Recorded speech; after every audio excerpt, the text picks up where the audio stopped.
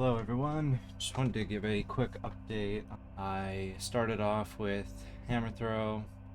I got super lucky early on and got a fire starter's torch, and this is super strong for AoE clear, and I got good rolls on it. This is my latest, where I left off on the first day, level 72. So I have been just rushing through the monoliths. I did get a couple glyphs of envy. I decided to go with Circle of Fortune. That's just what I prefer.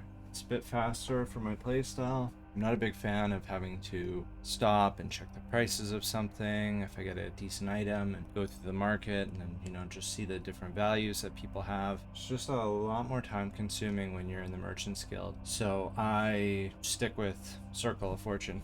It just better suits my playstyle. I like to be able to just get back in and go. I also got really lucky in the beginning with the Adorned Idol. I believe this was my first one I got. I ended up getting another one in Monolith, so this was a huge boost to my damage, being able to cast Smite on hit with throwing attacks. I had used my Runes of Ascendancy on some spears. Didn't get lucky on that. Just got a bunch of different ones. Some of the new ones, I don't even know. I want to be able to cast Smite with my throwing attacks and ramp up my damage over time abilities. So right now I've just been sticking with the hammer throw. I've got my points set up like this, so they orbit around me. Got lots of dots going on. The mana sustain is really good on this right now. I did actually try the javelin as I was leveling at one point, but the mana cost and the setup that I was trying to do just doesn't work as well as hammers right now with the fire starter torch. So right now I'm just sticking with this until I could build up more of my stuff, because I do want to do the swap. I do want to give it a go. I just wanted to switch up and have a different play style, but this is too good to pass up. It's too strong right now. The Holy Aura giving the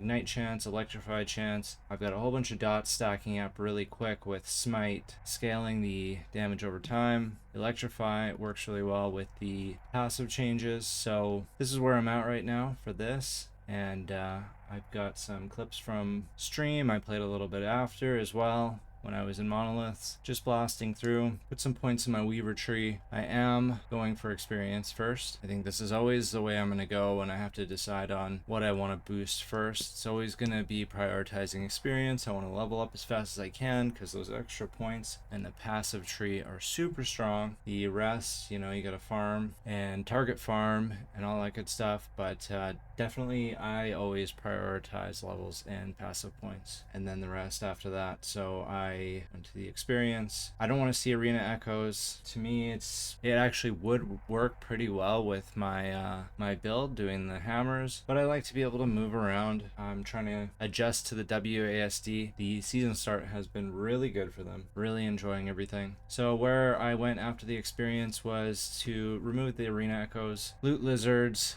I like the loot lizards. The one in particular I like was the green one. Drops the set items and usually drops glyphs of envy. So I use that actually early to just skip all of the echo progress with the stability for a couple of the monoliths, just because my build was so strong with all the dots and the spreading flames and all that stuff. So after that I went to double reward chance, pile of glyph chance. I specifically want this pile of rune chance, is what I was going for when I started trailing off this way. Specifically want this because of the Runes of Ascendancy and the Circle of Fortune rune buff that you can get, where you have a chance to not consume your Rune of Ascendancy on items that are obtained by Circle of Fortune. Like you see this one at the bottom there, it says obtained by Circle of Fortune. This type of thing where if it has that little mark on it, obtained by Circle of Fortune, you use your Rune of Ascendancy, might not consume it, so you get way more uses out of it. Just got to make sure that tag's on there. If it doesn't have anything on there, you're just going to eat up the rune. So that's going to be how I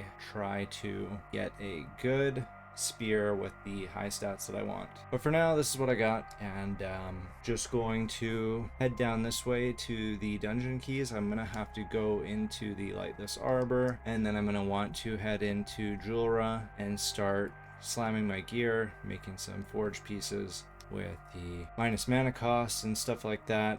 So I have the mana cost for throwing skills reduction on this. I'm still trying to farm a Orion Sun. So once I get that, I'll have just one of those on. Be a nice boost overall to everything I got. The sustain on this character is pretty good. This isn't even the true mana regen on it. I don't have all the conditionals put on, but when you've got Symbols of Hope up and your other attacks going, you get a really nice mana regen and health boost. Oh, it's for the smite that boosts it as well. So just over here, being healed by smite. If you're close enough, sort of putting a little bit more points in, because I notice I gotta be pretty close sometimes to proc this, but this is a nice boost to the health regen and mana regen. So good sustain overall. I don't know how much longer this is gonna stay stronger. I'm kind of hoping that by the time I get the spear stuff, damage will start falling off. I can do my swap and it'll still stay strong.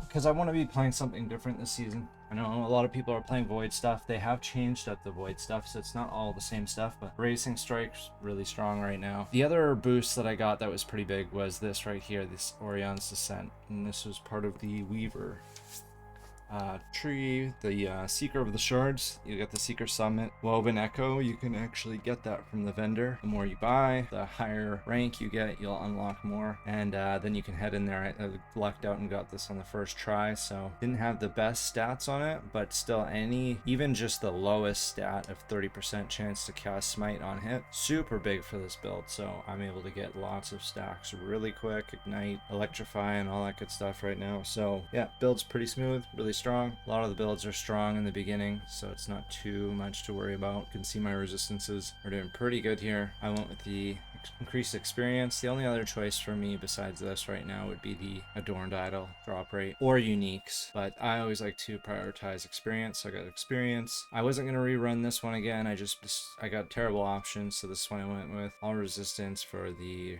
Reign of Dragons, physical resistance here, and just extra mana. Though I've got such good sustain, I can actually lose this minus mana cost for throwing skills and put another damage booster in there, like damage over time if I want. But yeah, that's pretty much all I got for the first day. Let me know how you guys are doing and what you're playing in the comments below. Bye for now.